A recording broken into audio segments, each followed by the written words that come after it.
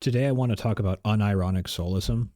I have to clarify that it's unironic because the origin of soulism is supposed to be an extreme exaggeration of the political compass. So, several communities that were obsessed with the political compass created this fake, what they call off the charts political identity that was located right here in the bottom left corner. And it was supposed to represent like this.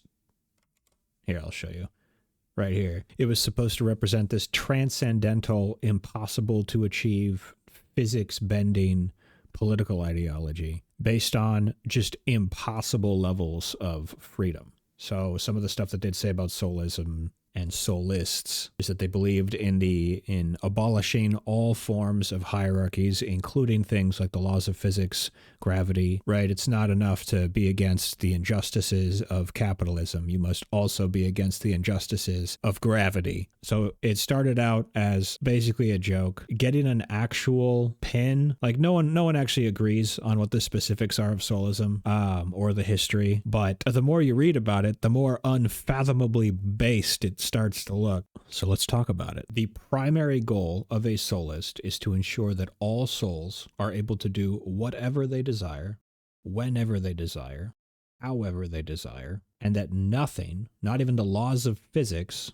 should get in their way. The soul in soulism, obviously it's you're the soul, but also everything is the soul. So soulists believe in both pantheism and panpsychism. So the soul isn't just you. All other souls are also you, other selves in other bodies. For them to experience everything they desire, that's just you experiencing everything you desire in another body. So in soulism, there is no difference between individualism and collectivism. That should make sense even outside of soulism, because in order to achieve a society with a heavy focus on individualism, everyone in this society would have to work together to ensure that that's a thing, which is a form of collectivism. Soulists are against any form of hierarchies because to have a hierarchy is to imply that someone lower on the hierarchy should not experience everything that they desire, because whoever would be higher than them or whatever would be higher than them would take precedent. This is unacceptable. If someone says that another person should not experience everything that they desire,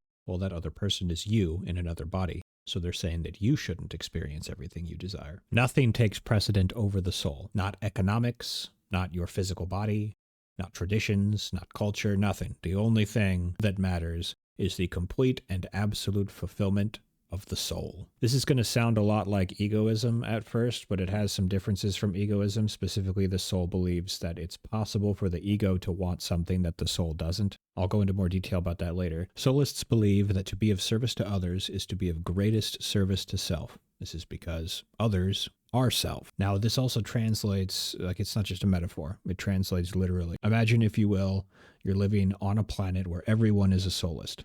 So anytime someone votes, anytime someone thinks, anytime someone speaks, anytime technology is invented, anytime our culture changes, all of it is done by people who are thinking of what's best for others, which means you're living on a planet where everyone is thinking of you. Now, all you have to do to fit into a planet like that is to be thinking about others. Every utility in that planet, every walkway, every form of transportation, your house, all forms of entertainment, any interaction you could have with another person, they would all be designed to be as efficient and luxurious as possible for you. One of the most annoying things that people do when you're trying to explain this is they'll interrupt you and start talking about service to self. So they'll talk about how, like, oh, well, if all I'm doing is being of service to others, then this is annoying because they're completely missing the big picture. In a soulist society, every single member would want other members to do things for themselves.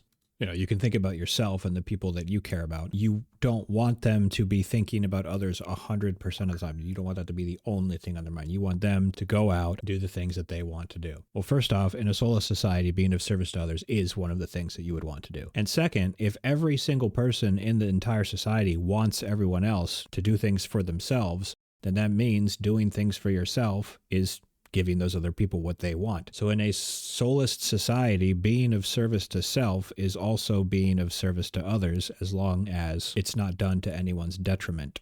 In some circles who focus on the service to others path, they say when you're taking the path, you're not supposed to go above 51% service to others. You're supposed to reserve 49% to be of service to self. Obviously, you can't take that literally because there'd be so much overlap. There'd be so many things that are both service to others and service to self at the same time.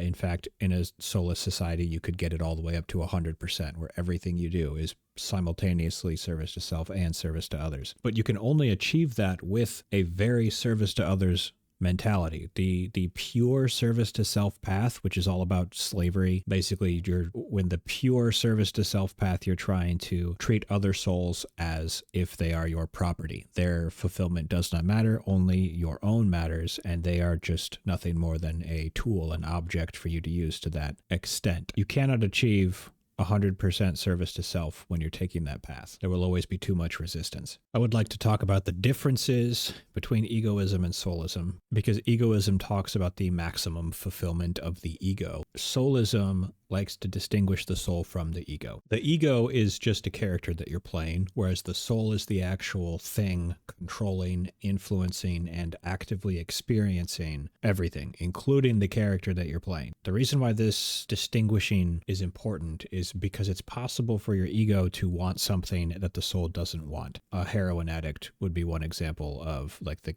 character that the soul is playing as a heroin addict wants heroin. I'm sure you know this, but most heroin addicts hate their ego. They hate that it's addicted to heroin. Their ego wants the heroin. They, the soul, don't want the heroin. So then in a soulless society, they need to be cured of their addiction. It's the same thing with people who are obsessed with money, even though money doesn't bring them happiness. You know, they say that it's their incentive. It doesn't really do anything for them, but they just keep chasing it. It's kind of like if you've ever played a video game and your character in the video game, according to the story, he really wants to do something and you don't really want to do that part, but you're kind of dragged along to do it anyway, and then you get to go back to playing the real part of the game. Your ego can be like that a lot of the times. So you have to make sure that your ego exists to serve you, the soul. The soul should never serve the ego. One of the core tenets you'll hear about soulism, you'll find it on pretty much any site that talks about soulism. It's right here. If souls do not share soulist values, they can still be loved, but they must be enlightened so that they can be loved better. This is a very important part of soulism. It basically talks about other people who you can't really show them. You can show them love, but not in a way where they can appreciate it. So the example I have on here would be a child who hasn't learned that fire is dangerous. You're around a campfire. The child wants to stick his hand in the fire, and the parent, who loves the child and doesn't want them to burn their hand, grabs him, snatches him up, and prevents him from sticking his hand in the fire. And the child is just crying and screaming and like, no, I want to touch the fire. A lot of adults are like that. Anytime they want to change culture, anytime they want to preserve culture, anytime they vote, you just want what's best for them and you're trying to explain it to them, but they just want to suffer almost. Sometimes they'll literally say that there has to be some balance of suffering in life, which is complete nonsense. Because you, as a soulist, you want everyone to experience what they want. And so if what someone wants, you know that they don't want it, like, because your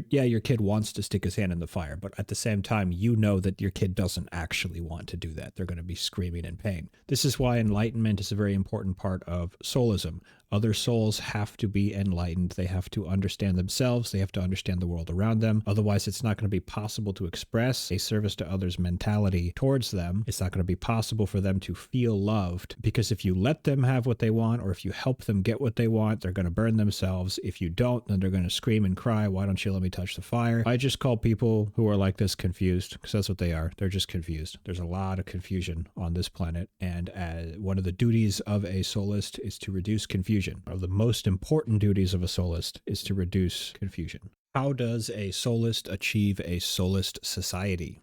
How do we create the soulism planet? Here on Earth, I think the answer is pretty easy. Just technology, especially AI.